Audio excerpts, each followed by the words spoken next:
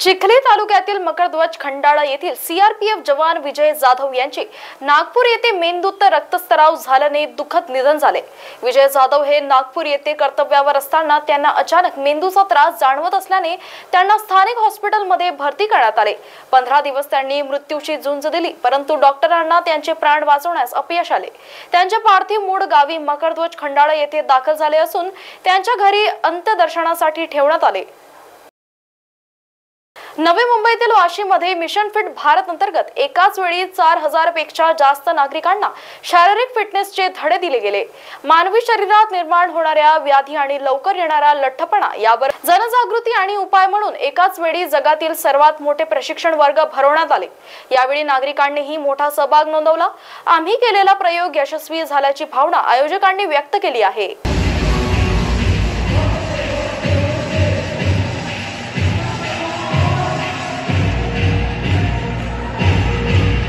आज हमने एक गिनेस वर्ल्ड रिकॉर्ड को अटेम्प्ट करने की कोशिश की है। आप सभी को पता है कि मोटापा और लाइफस्टाइल डिजीजेस ये भारत में बहुत ही तेजी से बढ़ रहे हैं। लोगों को ये जानकारी देने के लिए आज हमने प्रोग्राम रखा है और बहुत उत्साह के साथ करीबन 4000 से भी ज्यादा लोगों ने इसमें पार्टिसिपेट किया है। एंड हम यही चाहते हैं कि हमारा जो मिशन है, मिशन फिट भारत, हमारा देश हमारी जिम्मेदारी, ये हर घर में पहुंचे। हर घर में एक वेलनेस कोच होना बहुत जरूरी है और यही हमारी एक इच्छा है और हम इसमें प्रयास कर रहे हैं। Thank you so much. नवी मुंबईतील एपीएमसी बाजारात हिमाचल प्रदेश आणि काश्मीर मधून सफरचंद दाखल झाले आहे। 22 किलोच्या पेटीला 2 ते 2.5 हजार रुपयांचा दर मिळाले आहे, तर काश्मीरचा सफरचंद 14 किलोची पेटी 1000 ते 1400 रुपयांनी विकली जात आहे। आवक चांगली असल्याने दर काहीसे कमी असून पुढील काळात दर आणखी घसरणार असल्याचे व्यापाऱ्यांनी सांगितले। तर यावेळी काही प्रमाणात परदेशातील सफरचंदापेक्षा देशी सफरचंद स्वस्त आहेत आणि पुढील काळात देशांबाहेरील सफरचंद विक्रीसाठी दखल होणार असल्याचे व्यापाऱ्यांनी सांगितले। आता सध्या हिमाचलचे ऍपल लेट चालू आणि थोडं काश्मीर पण चालू झालंय। हिमाचलच्या पेट्या आहेत या साधारण 22-23 किलोची पेटी आहे। आता बाजार थोडा डाऊन झाला। सुरुवातीला ही 22-23 किलोची पेटी 3-3.5 हजार रुपयाला होती, आता 2000 पासून 2500 रुपयापर्यंत मिळते। एकदम चांगले A1 क्वालिटीचे ऍपल मिळतात।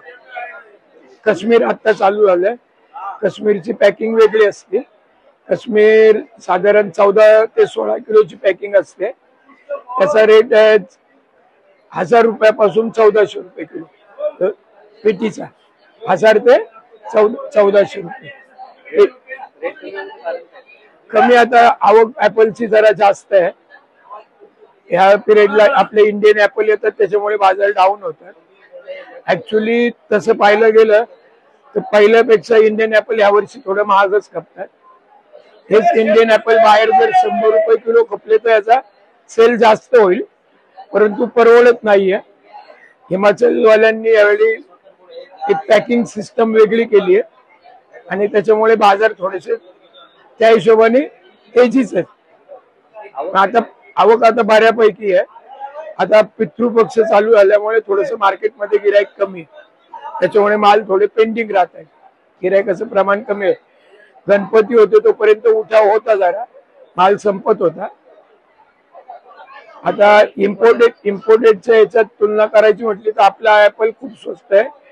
इम्पोर्टेड न्यूझीलंड 20 किलोची पॅकिंग येते, त्याला 3500 ते 4000 रुपये रेट आहे। वॉशिंग्टनचं येते त्याला 3000 ते 3500 रुपये रेट आहे। त्याचे 20 किलोची पॅकिंग असते। त्याच्यामुळे आपले इंडियन ऍपल आता यावर्षी खायला खूप गोड आहेत, टेस्टी आहेत आणि रेट आता सध्या रिझनेबल।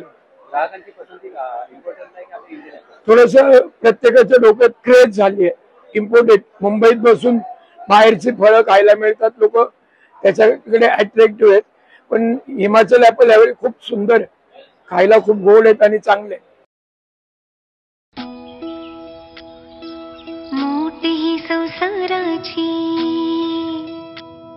तू अन्नपूर्णेची सावली, संस्कारात तूच खरी, तूच माय माऊली, तूच माय माऊली।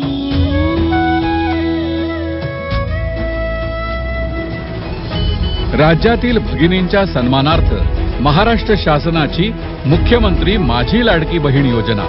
महाराष्ट्रातील प्रत्येक पात्र महिलेच्या बँक खात्यात दर महिना 1500 रुपये जमा होणार। सन्मान बहिणींचा, सन्मान महाराष्ट्राचा।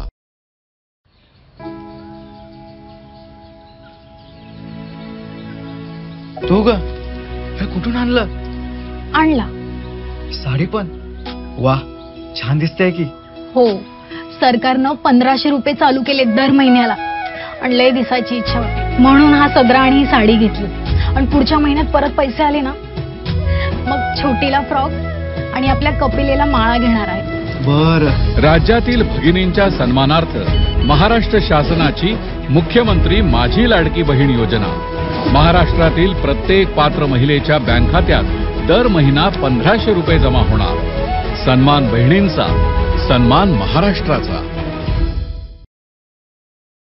वंचित बहुजन आघाडीचे अध्यक्ष प्रकाश आंबेडकर यांनी विधानसभेसाठी 10 उमेदवारांची यादी जाहीर केली असून त्यामध्ये नांदेडच्या दक्षिण मतदारसंघात फारुख अहमद व लोहा कंधार मतदार शिवा नरंगाले यांची उमेदवारी जाहीर करण्यात आली।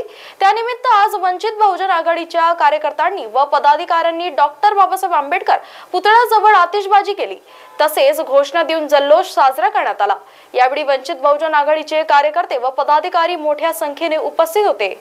अल्हम्दुलिल्लाह, मी आदरणीय बाळासाहेब आंबेडकर यांचे मनापासून आभार व्यक्त करतो। वंचित बहुजन आघाडीचे सर्व ज्येष्ठ नेते, प्रदेशाध्यक्ष रेखाताई ठाकूर, राज्य कार्यकारिणी व समस्त महाराष्ट्रातल्या आणि नांदेड जिल्ह्यातल्या पदाधिकारी कार्यकर्त्यांचा पाठबळ आणि नांदेडच्या जनतेच्या प्रेमामुळे आदरणीय बाळासाहेबांनी पहिल्या टप्प्यात पहिल्या यादीमध्ये एक मुस्लिम समाजातून येणारा मायनॉरिटीचा उमेदवार जाहीर केला।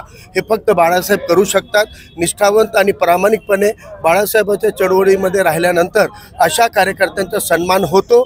याचा पुरावा आहे की आज 11 पैकी 10 उमेदवार वेगवेगळ्या पदावर सातत्यानं 5 वर्षापासून आदरणीय साहेबांसोबत काम करणाऱ्या कार्यकर्त्यांचा आधी सन्मान केलेला आहे। यापुढे आघाड्या होतील, वाटाघाटी होतील, परंतु हे निष्ठावंत कार्यकर्ते आम्ही कोणत्याही स्थितीमध्ये डावलणार नाही, जणू असा संदेश आदरणीय बाळासाहेब आंबेडकरांनी दिलेला आहे।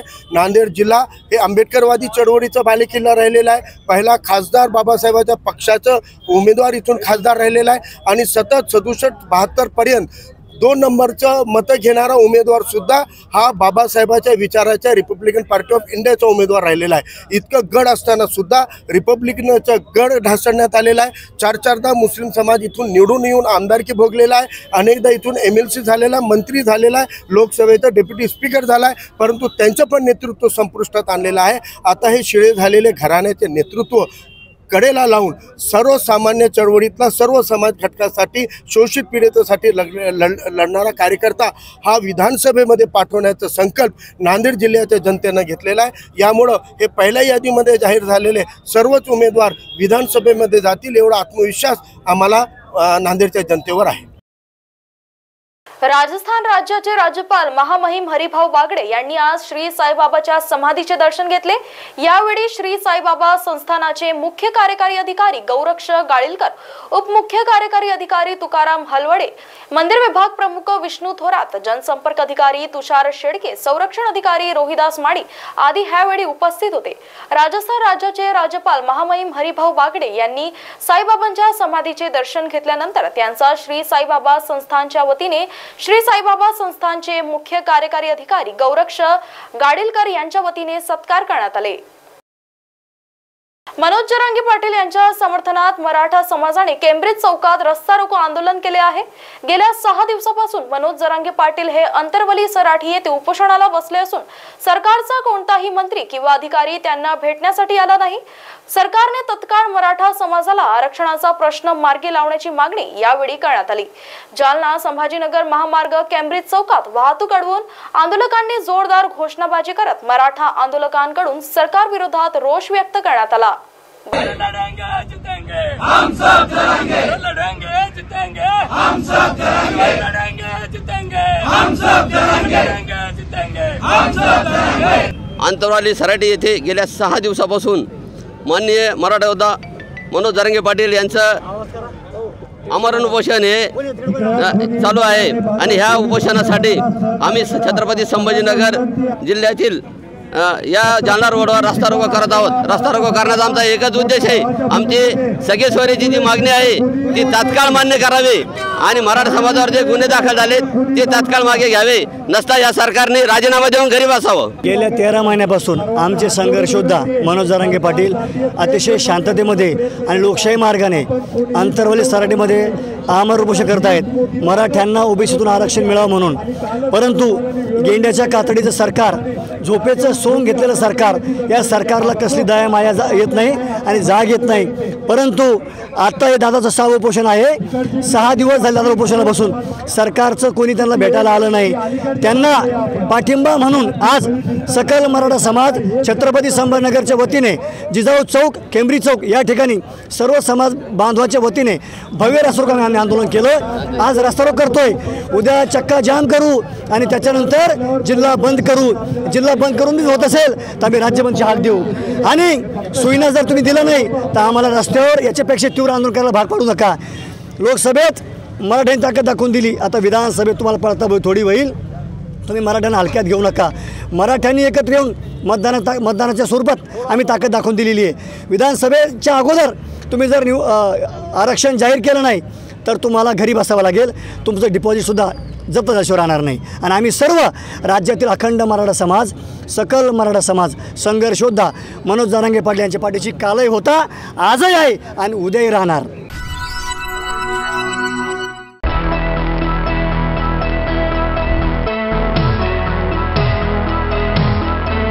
महाराष्ट्र राज्य सहकारी बँक यांनी आपल्या कर्मचाऱ्यांना निवृत्तीनंतर पेन्शन देण्याचा निर्णय घेतलाय। दर महिन्याला 10,000 रुपये इतकी पेन्शन निवृत्तीनंतर कर्मचाऱ्याला मिळणार आहे। यामुळे 507 कर्मचाऱ्यांना लाभ प्राप्त होणार आहे। या योजनेसाठी लागणारी सर्व गुंतवणूक राज्य सहकारी बँक करणार आहे। या योजनेकरता बँकांचे कर्मचाऱ्यांकडून कोणतेही योगदान घेण्यात येणार नाही।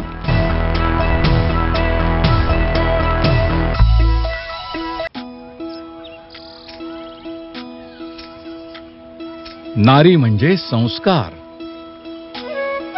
नारी म्हणजे भक्कम आधार,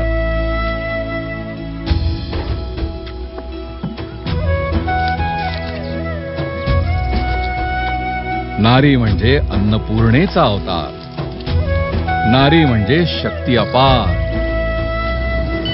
आणि या नारी शक्तीच्या सन्मानार्थ महाराष्ट्र शासनाने सुरू केली आहे मुख्यमंत्री माझी लाडकी बहीण योजना। या योजनेअंतर्गत महाराष्ट्रातील प्रत्येक पात्र महिलेच्या बँक खात्यात दर महिना 1500 रुपये जमा होणार। सन्मान बहिणींचा, सन्मान महाराष्ट्राचा।